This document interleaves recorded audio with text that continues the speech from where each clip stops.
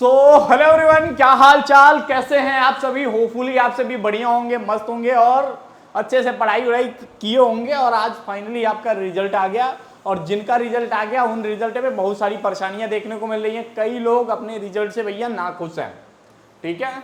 कई लोग अनसेटिस्फाइड हैं अपने रिजल्ट्स को लेके और कई लोग कह रहे हैं कि उनके रिजल्ट में एब्सेंट लग गया।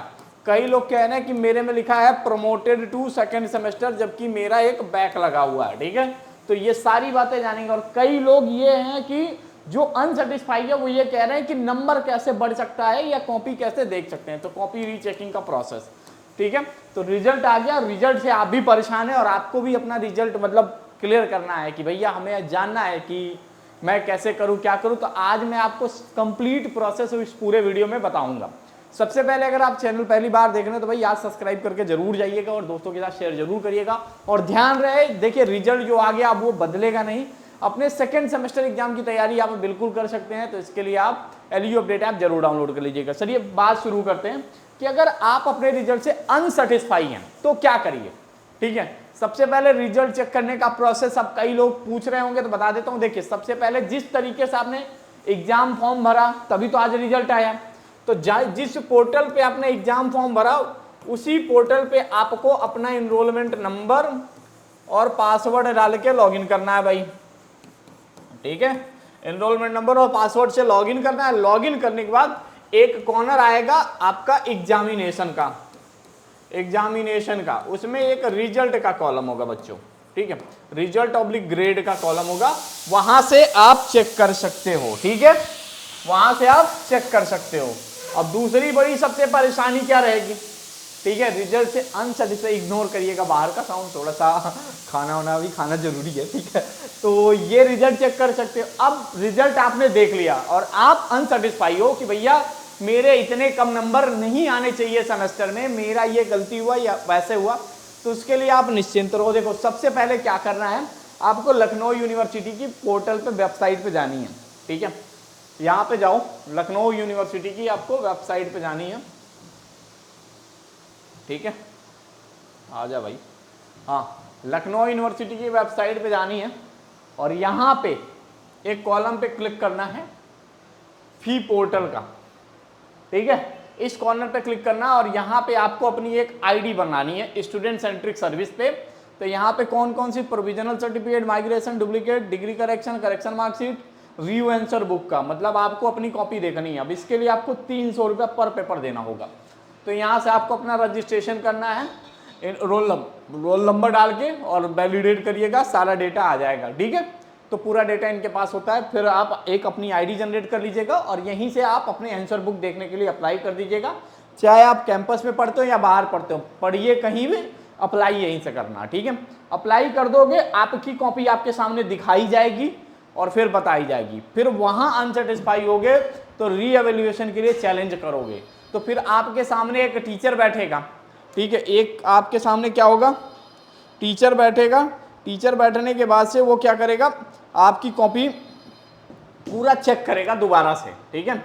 लेकिन चेकिंग में ये होता है कि ऐसे नंबर नहीं बढ़ते हैं। वहां पे ये कोशिश किया जाता है कि अगर कोई भी क्वेश्चन छूटा हो तो उसका नंबर मिलता है, जो पहले से चेक हो गया होगा उसका कोई भी नंबर नहीं बढ़ता है। तो इस रिवैल्यूएशन का ज़्यादा कोई फायदा नहीं होता है और आंसर बुक भी देखने का ज़्यादा कोई फायदा नहीं होता। तो भैया करें क्या, तो भाई अभी जो मिला है अभी आपको क्या करना होगा, थोड़ा एक्सेप्ट करना होगा। उस मार्क्स को क्या करना होगा, एक्सेप्ट करना होगा। अब वो मार्क्स आया, आपको मार्क्स मिला, ठीक है। अब मार्क्स मिला, आप सोच रहे होगे कि अरे यार इतना कम नंबर है, ऐसे कैसे कॉपी, तो कॉपी आप देख लो, 300 रुपये एक पेपर का लगता है तो देख लोगे। लेकिन उससे अब ये सोचोगे कि नंबर बढ़ जाएगा तो बहुत मुश्किल है, ठीक है। अब किसी के पेपर में क्या हुआ है, हमने भैया पेपर दिया और पेपर में क्या किया, एब्सेंट लगा दिया, एब्सेंट लग गया। तो एब्सेंट लग गया तो देखिए, अगर आप कॉलेज स्टूडेंट होंगे और कैंपस स्टूडेंट होंगे, दोनों के लिए अलग अलग प्रोसेस है। अगर आप कॉलेज के स्टूडेंट होंगे तो कॉलेज के स्टूडेंट जो होंगे आप, ठीक है, अगर आप अफिलिएटेड कॉलेज के स्टूडेंट होंगे तो क्या करना है, सबसे पहले आपको अपने प्रिंसिपल से सिग्नेचर कराना है, एक एप्लीकेशन लिख के कि मेरा नाम ये है और मैं इस कॉलेज का छात्र हूँ, मेरा रोल नंबर ये है और मैं अपने कॉलेज में ये सेमेस्टर में इस पेपर को दिया था, लेकिन किसी कारणवश मेरा इस सब्जेक्ट में एब्सेंट लगा हुआ है जबकि मैंने एग्जाम दिया है। तो उनसे क्या कहना है कि आप उसकी अटेंडेंस सीट जो है वो अटैच कर दीजिए। अटैच करने के बाद से फिर वो दे देंगे, तो फिर आपको लाके यूनिवर्सिटी में जमा करना, यूनिवर्सिटी मेन कैंपस में जमा करोगे या कॉलेज वालों को कहना, कॉलेज वाले दे देंगे। तो ये जो इश्यू होगा आपका 30 दिन के अंदर रिसॉल्व हो जाएगा, 30 डेज में रिसॉल्व हो जाएगा, मतलब 30 डेज में अपडेट हो जाएगा।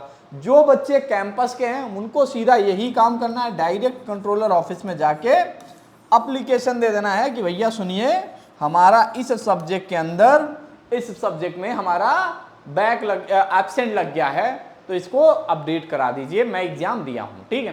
तो उनके स्तर से हो जाएगा। इनका भी कम से कम 20 दिन लगेगा, 20 डेज में सही हो जाता है। आपको परेशान नहीं होना, पहली बार आप एग्जाम दिए तो थोड़ा सा हो रहे होगे कि मेरा फ्यूचर, ठीक है।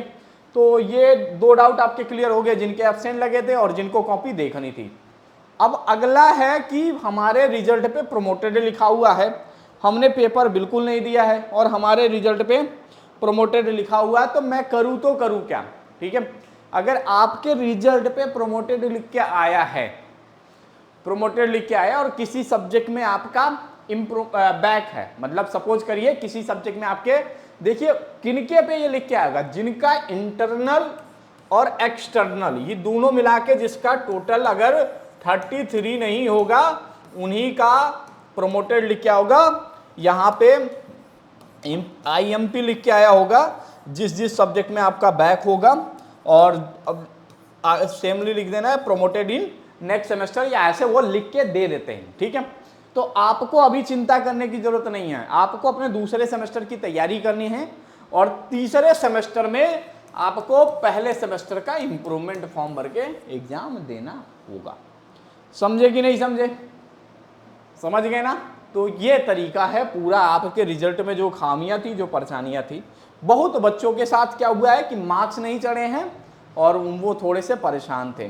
कॉपी रीचेकिंग का प्रोसेस बता दिया, कॉपी रीचेकिंग में नंबर बढ़ता नहीं है और इम्प्रूवमेंट दोगे, सपोज करो जिस सब्जेक्ट में बैक है उसकी 1000 रुपये एक सब्जेक्ट की फीस लगती है, ठीक है।